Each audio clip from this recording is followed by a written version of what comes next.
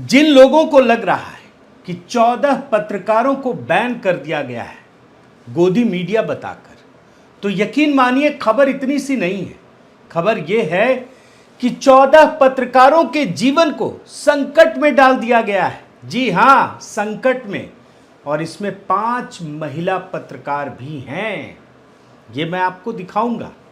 लेकिन ये भी जान लीजिए कि इन पत्रकारों ने, ये जो देशभक्त पत्रकार हैं, इन लोगों ने मुंहतोड़ जवाब दिया है इस पूरे के पूरे इंडिया अलायंस को। ये भी बताऊंगा। लेकिन ये सब कुछ समझने के लिए दोस्तों 2 बातें जानना जरूरी हैं इंडिया अलायंस की। अभी कुछ ही समय में 2 बड़ी घोषणाएं सामने आई हैं। एक तो सनातन धर्म को खत्म करने का मकसद बताया है।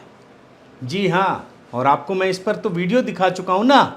और दूसरा, आपातकाल के बाद पहली बार घोषित रूप से 14 देशभक्त पत्रकारों को बैन कर दिया है। अब इसे बताने के लिए दोस्तों आपके सामने ना 2 कहानियां छोटी छोटी सुनानी पड़ेंगी, भेड़ चाल से जुड़ी हुई कहानियां। आपको मजा आएगा, तभी आपको सारा संदर्भ समझ में आएगा। एक बार एक राजा के पास एक व्यक्ति आता है और वो कहता है कि राजा जी, आपके लिए ना मैंने बड़ा स्पेशल काम किया है। मैं स्वर्ग गया था और स्वर्ग से आपके लिए कपड़े लेकर आया हूं। तय कर लिया है कि आपके लिए ही कपड़े लेकर आऊंगा, और एक ही कपड़ा, बड़ा स्पेशल कपड़ा है। राजा बड़ा आश्चर्य में पड़ गया कि स्वर्ग का कपड़ा, मैंने तो सब जगह का सुना, लेकिन ये स्वर्ग का कपड़ा। तो बोला, यार तुम झूठ तो नहीं बोल रहे, तुम राजा से बात कर रहे हो, सोच लो। बोला, अरे राजा सम्राट आप हैं, आपसे कोई झूठ बोल सकता है? तो बोला, वो तो फिर बड़ा महंगा होगा। बोलता, नहीं नहीं, अब स्वर्ग में कपड़े हैं तो महंगा क्या होगा, लेकिन हाँ, उसको लाने के लिए कुछ तो खर्च करना पड़ेगा ना राजा जी। तो राजा भी बोले, अच्छा बता क्या खर्च करना पड़ेगा। तो उसने कहा कि 5 करोड़ रुपए लगेंगे। तो अब राजा जी बड़ा परेशान, बोले ये तो लेके भाग भी सकता है। दरबारियों ने भी कहा कि ये तो लेके भाग जाएगा। तो राजा ने कहा कि देख भाई, तू बोल रहा है, लेकिन तुम अगर जरा इधर उधर हुआ ना तो तुम्हारा जीवन संकट में पड़ जाएगा। तो बोलता है, राजा जी मुझे कहीं जाने की जरूरत नहीं है, और सिपाही सिक्योरिटी ये क्यों, मैं तो महल के अंदर ही रहूंगा, मुझे कहीं नहीं जाना, चारों तरफ तो वैसे भी पहरा होता है। लेकिन हाँ, मुझे 6 महीने लगेंगे वो जो स्वर्ग का कपड़ा है लाने के लिए। उसके बाद राजा दरबारियों को सबको लगा, यार कोई दिक्कत नहीं है, 5 करोड़ रख लो तुम। और वो महल में रहने लगा एकदम राजसी ठाठ बाट के साथ, खाना पीना एकदम, और 5 करोड़ रुपये भी खर्च करने के लिए। तो समय गुजरता गया, 6 महीने बीत गए। उसके बाद समय आ गया कि भाई अब स्वर्ग का कपड़ा तो आ गया होगा। तो वो बोलता है, जी आ गया है। संदूक दिखाया उसने और कहा कि राज दरबार में ही सबके सामने करना पड़ेगा। तो पूरा ढोल नगाड़े जुलूस के साथ वो उस जो स्वर्ग का कपड़ा बताया गया था उसे संदूक में लेकर वो राज दरबार जाता है, राजा के दरबार में। फिर बोलता है, राजा जी आप आइए, सबके सामने ही आपको पहनाना पड़ेगा। तो बोला, ठीक है। अब उसने कहा कि आप पगड़ी जो है वो खोलिए, मैं स्वर्ग वाली पगड़ी देता हूं आपको। राजा जी ने पगड़ी उतारी, उसको दे दिया, उसने संदूक में रख दिया। अब उसने संदूक से हाथ निकाला। हाथ जैसे ही बाहर निकाला तो राजा ने देखा कि ये तो खाली हाथ है। सारे दरबारियों ने भी देखा कि ये तो खाली हाथ है। और वो ऊपर जैसे ही राजा को पहनाने के लिए गया तो उसने एक अनाउंसमेंट किया, घोषणा की।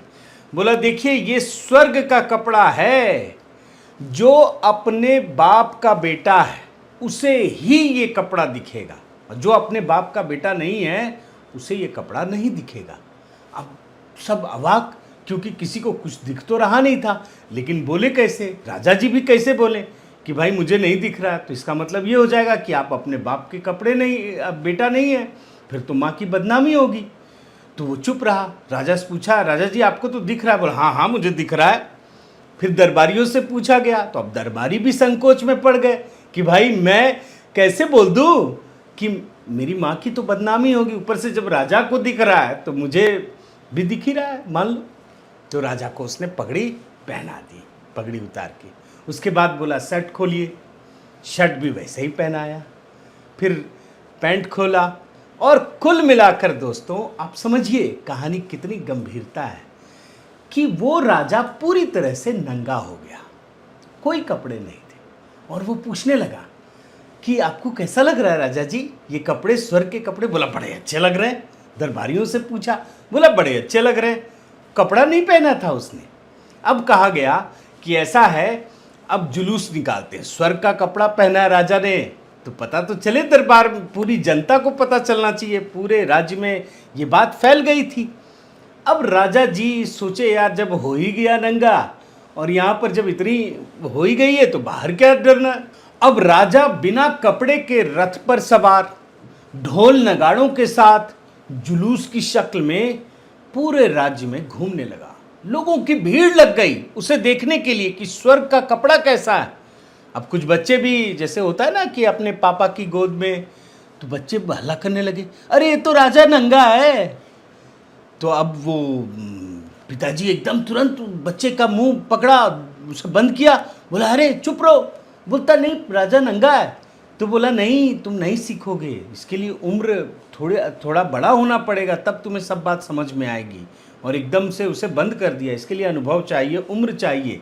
और सबको पता था, लेकिन बोले कौन? देखिए दो तरह की परिस्थिति, एक तो अगर बोलेंगे तो इसका मतलब है कि हम अपनी माँ को बदनाम करेंगे, और दूसरा कोई डर से नहीं बोल रहा। तो वो घूमने लगा दोस्तों। अब देखिए इस कहानी में जो शिक्षा है वो क्या है?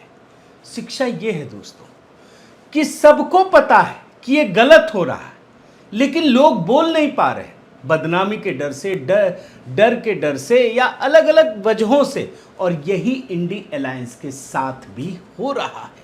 कैसे जानते हैं? सब बोल रहे हैं सनातन धर्म के बारे में क्या कुछ नहीं कहा गया, इतनी अपमानजनक बातें, खत्म करने की बात, पता है कि ये गलत है, कोई बोल नहीं रहा है। इसी कहानी की तरह दोस्तों। और याद रखिए ये जो मैं बता रहा हूं ना, ये इसलिए हो रहा है क्योंकि भेड़ चाल की प्रवृत्ति काम कर रही है। और भेड़ चाल में क्या होता है, जब हम भेड़ चाल की बात करते हैं तो एक भेड़ जिस दिशा में जा रहा होता है उसी दिशा में सारे भेड़ जा रहे होते हैं। और एक अगर खाई में गिर जाए तो बाकी भी गिर जाते हैं। और ये रियल, मैं ढूंढ करके आपके लिए कहानी भी लेकर आया हूं, रियल घटना भी सामने है, जिसमें एक साथ 143 भेड़ मर गए।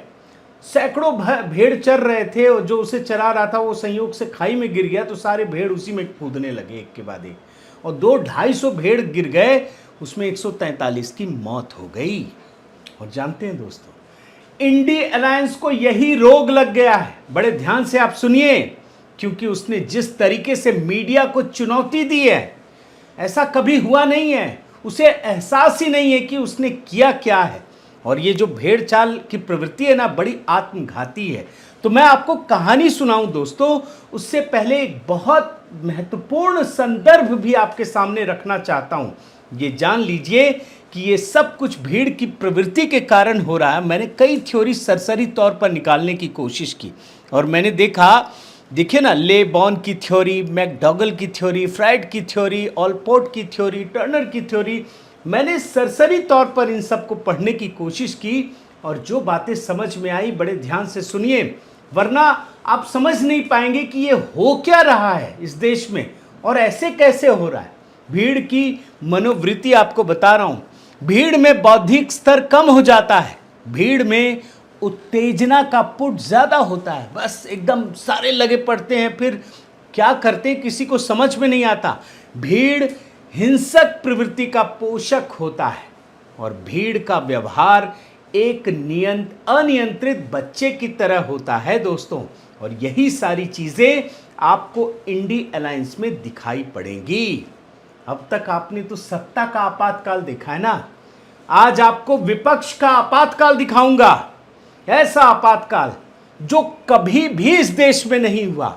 और इससे पता चलेगा कि इंडी अलायंस ने अपनी ही जड़ें खोद दी हैं, और इसीलिए सनातन धर्म के खात्मे के ऐलान के बाद इन लोगों ने सीधा पत्रकारिता पर प्रहार किया है।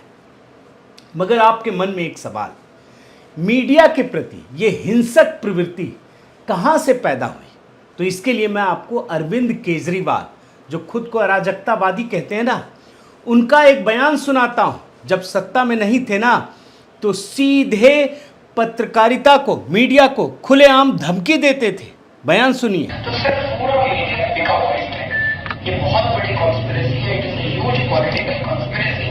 अगर हमारी कभी भी सरकार बनी तो इसकी जांच कराएंगे और मीडिया वालों समेत सबको जीत भेजा जाएगा। हालांकि जब उनसे बाद में पूछा गया ना कि आपने मीडिया को धमकी दी, मना कर दिया, सामने मना कर दिया कैमरे में कि हमने तो नहीं कहा। बयान सुनिए। आपने कल मीडिया को धमकी दी थी, कहा था मेरी सरकार बनेगी तो जेल भेजूंगा सब मीडिया वालों को। ऐसे नहीं बोला। क्या बोला था सर आपने? लगेगा। अब सवाल यह है दोस्तों कि इंडिया अलायंस को कैसा पत्रकार चाहिए। आपके मन में तो यह भी सवाल उठता होगा ना, तो आपके लिए वो भी वीडियो लेकर आया हूं। उसका नमूना मैं आपको दिखाता हूं। जब ये सत्ता में नहीं थे तो एक पुण्य प्रसून वाजपेयी जी के साथ कैसे सेटिंग करते थे, क्या चलाना है, क्या बोलना है, क्या दिखाना है, उसका एक बहुत छोटा हिस्सा आपको दिखा रहा हूं, देख लीजिए। ओके, उस डिबेट में मैं पढ़ नहीं रहा था जानबूझ। और ये जो हाशिए पर जो 80% समाज है, इसमें बोलेंगे हम पूरे प्राइवेट सेक्टर को नकार देंगे। ओके, बहुत क्रांतिकारी। उसी पे ज्यादा चला दीजिएगा। नहीं, वो चलेगा। अरे भाई, अब केजरीवाल का ये वीडियो तो ऐतिहासिक, लेकिन सिर्फ केजरीवाल से काम नहीं चलेगा। आपको राहुल गांधी का भी एक वीडियो दिखाता हूं। भारत जोड़ो यात्रा के दौरान, आप भूल गए होंगे, उस दौरान उन्होंने कहा था कि जो रिपोर्टर घूम रहे हैं वे उनके मनमाफिक हैं। सुनिए ना। हमारे दिल में जो है रिपोर्टर कह रहे हैं। और वो ये भी कहते थे दोस्तों कि रिपोर्टर जो काम करना चाहते हैं, जो उनके दिल में, इनके दिल में है, वो चैनल वाले काम करने नहीं देते। ये भी सुनिए। जो हमारे रिपोर्टर हैं, इन पर बीजेपी के लोगों ने, इनके मालिकों ने लगाम लगा रखी है, तो इनको कहना पड़ता है। अब इसके बाद दोस्तों ये जानना जरूरी है कि आखिर इंडिया अलायंस को किस प्रकार का पत्रकार चाहिए। जो इंडिया अलायंस इस देश को भारत और इंडिया में बांट चुका है, हिंदू और हिंदुत्व में बांट चुका है, आज वो पत्रकार और पत्रकारिता को क्यों बांट रहा है, आज इसी को डिकोड कर रहा हूं।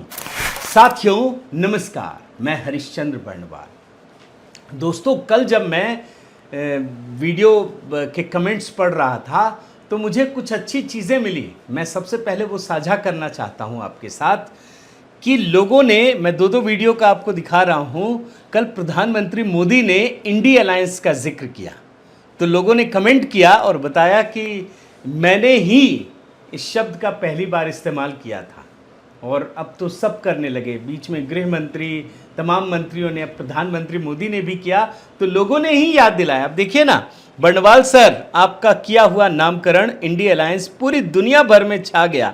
आज हमारे देश के लोकप्रिय प्रधानमंत्री जी ने भी मध्य प्रदेश की आम सभा में ठगबंधन को इंडिया अलायंस कहा। ये कल्याण जी हैं, मैंने पिंड कर दिया है।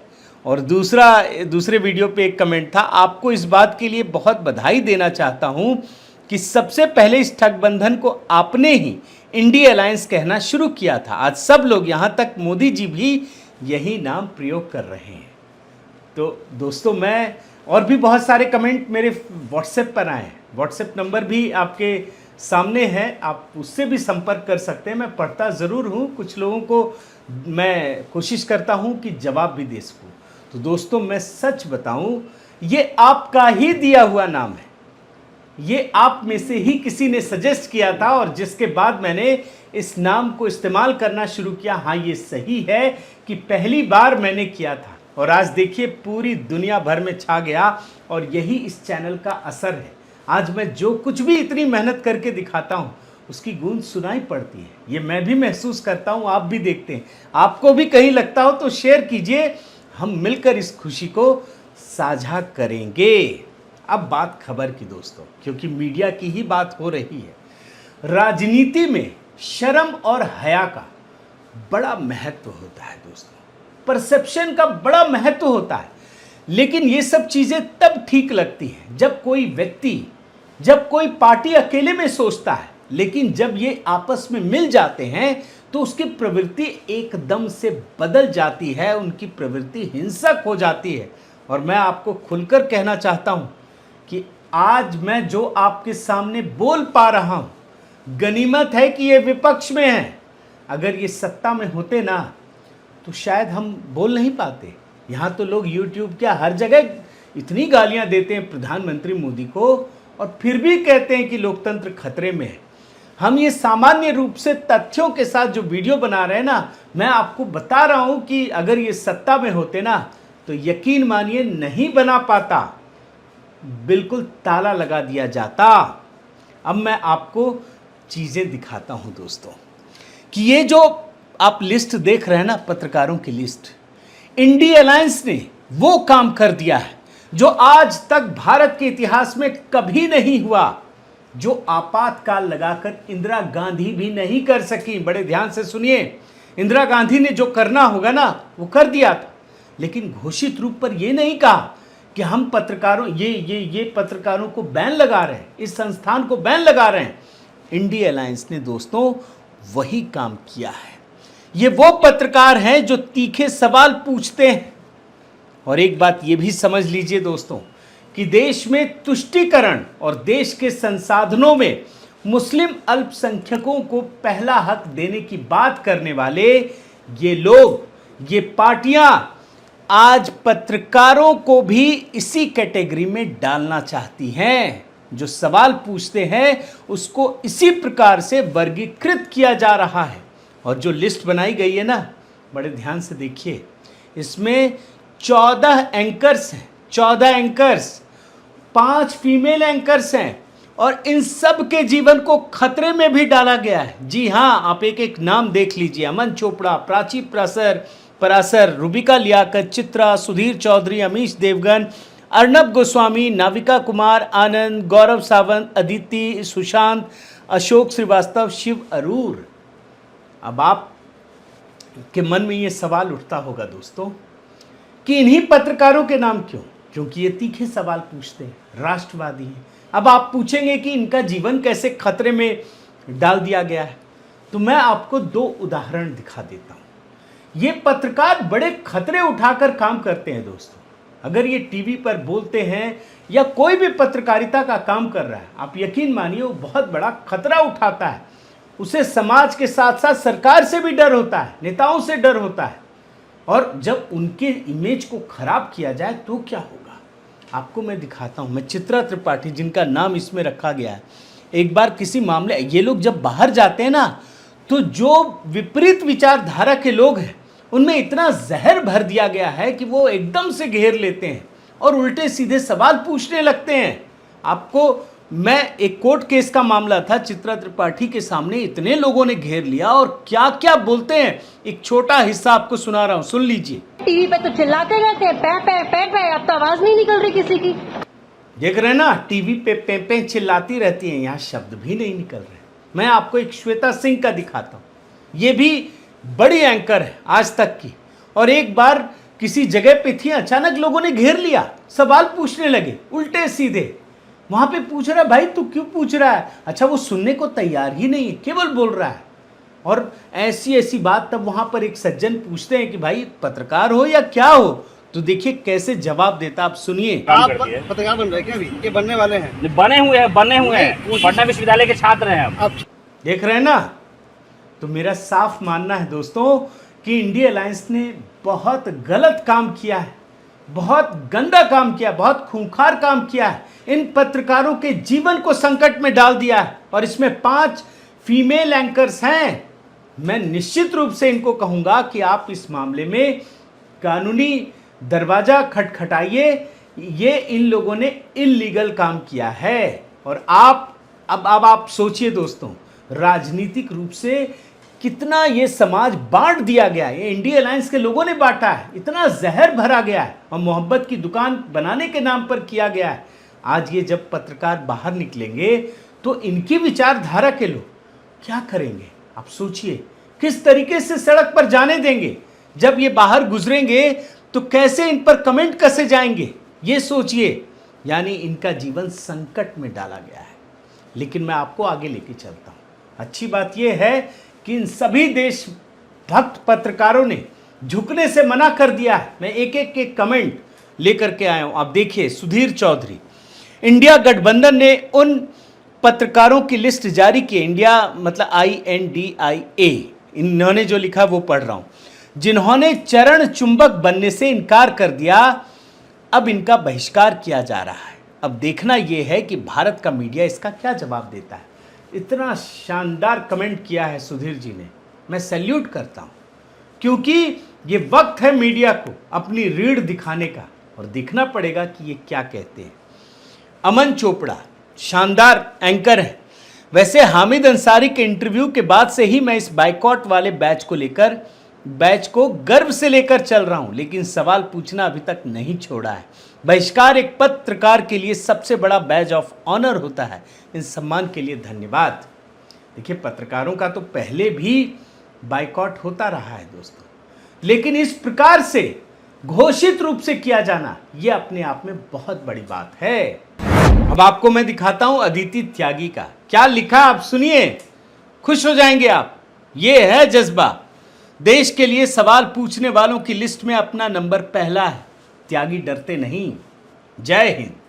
ये है हौसला दोस्तों, और ये आप लोगों की वजह से ही है। ये भी मैं बताऊं, ये पत्रकार बहुत बड़ा खतरा उठाकर हम जो भी काम करते हैं बहुत बड़े खतरे के साथ करते हैं दोस्तों। जब मैं आपके साथ संवाद कर रहा हूं, मुझे पता है कि हमारे कमेंट बॉक्स में या हमारे व्हाट्सएप पर कितनी गालियां आती, किस किस तरह से कमेंट देखते हैं, लेकिन फिर भी अगर ये सब के सब लोग काम कर रहे हैं तो ये जज्बा है।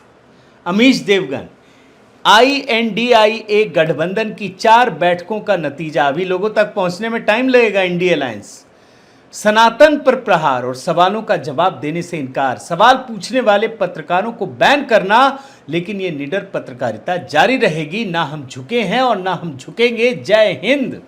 ये अमीश देवगन। आगे बढ़िए। अशोक श्रीवास्तव DD में है। मैंने कल ही बताया था कि कई पत्रकार विपक्ष के निशाने पर है। शुरुआत में इस लिस्ट में 34 नाम थे, पर कुछ लोगों ने, जिनमें कुछ बड़े नाम भी हैं, चरण चुंबक बनाना स्वीकार कर लिया और फिर बाकी 14 लोगों की लिस्ट जारी कर दी गई। देख लीजिए। आगे बढ़िए। आनंद नरसिम्हन, इन्होंने तो बकायदा गीता का एक श्लोक उद्धृत किया है, और इसका अर्थ यही है दोस्तों कि जो व्यक्ति खुद को ईश्वर के प्रति समर्पित कर देता है वो तो भगवान के दिल में होता है ना, और भगवान उसके दिल में होते हैं। तो ये कह करके उन्होंने अपनी बात जाहिर कर दी है, और गीता का श्लोक उद्धृत करने का मतलब आप समझ ही रहे हैं। सुशांत सिन्हा, लड़की लड़के से मिली तक नहीं, चैट नहीं करती, बड़ा इंटरेस्टिंग है, कोई रिश्ता नहीं, लेकिन लड़के ने एक तरफा ब्रेकअप का ऐलान करते हुए कह दिया है कि मैं अब उससे कभी नहीं मिलूंगा। अरे भाई, मैं तो डिबेट करता भी नहीं, किसी को गेस्ट बुलाता भी नहीं, तो मेरे शो में आने से किसे रोक रहे हो भाई। खैर, देश हित में पत्रकारिता का ये सर्टिफिकेट सहर्ष स्वीकार है। बाइकॉट करो, टारगेट करो, कुछ भी करो, देश सब देख रहा है। बड़ा शानदार लिखा है, और ये डिबेट करते भी नहीं, तब इनको डाला गया है। आगे बढ़िए। रूबिका लियाकत को देखिए, इसे बैन करना नहीं, इसे डरना कहते हैं। इसे पत्रकारों का बहिष्कार नहीं, सवालों से भागना कहते हैं। आपको आदत है हाँ में हाँ मिलाने वालों की, वो ना कल किया था ना आगे करूंगी। बैन लगाने की हिम्मत उन नेताओं पर लगाइए जो मोहब्बत की दुकान में कूट कूट कर भरी नफरत परोस रहे हैं। सवाल बेलौस थे और आगे भी रहेंगे। जय हिंद। लेकिन कुछ महत्वपूर्ण कमेंट भी आपको दिखाता हूं। सुप्रिया प्रसाद, ये न्यूज़ डायरेक्टर हैं आज तक और इंडिया टुडे के, उन्होंने लिखा है, strongly condemn the autocratic decision by the INDIA alliance to boycott specific journalist. This arbitrary boycott should be withdrawn immediately. यानी कि अब बड़ी बड़ी हस्तियां भी सामने आ रही हैं। इसी प्रकार रजत शर्मा ने इमरजेंसी को याद करते हुए बताया कि ये फैसला किस प्रकार इमरजेंसी की याद दिलाता है और उसे आगे भी ले जाता है। मैंने इमरजेंसी के दौरान प्रेस सेंसरशिप देखी है, अभिव्यक्ति की आजादी पर ताला लगते देखा है, उसके खिलाफ लड़ाई लड़ी है। उसके बाद कांग्रेस के हर बड़े नेता ने मुझसे यही कहा था कि हमने सबक सीख लिया है, अब आगे से ऐसा कभी नहीं होगा। लेकिन मीडिया के कुछ लोगों के बॉयकॉट का एक्शन ये दिखाता है कि नेताओं ने कोई सबक नहीं सीखा। मैं 40 साल से मीडिया में हूँ, राजनीतिक दलों द्वारा इस तरह का बॉयकॉट पहले कभी नहीं देखा। और उसके बाद जो पत्रकारिता के संस्थान है मैंने देखा दोस्तों, आप देखिए, news broadcasters and digital association ने भी इस पर सवाल खड़े किए हैं, इसको कंडेम किया है। इसके आगे एक और मैंने देखा, नेशनल यूनियन जर्नलिस्ट जो है ऑफ इंडिया, उसने भी विपक्षी दलों द्वारा पत्रकारों का बहिष्कार लोकतंत्र पर चोट।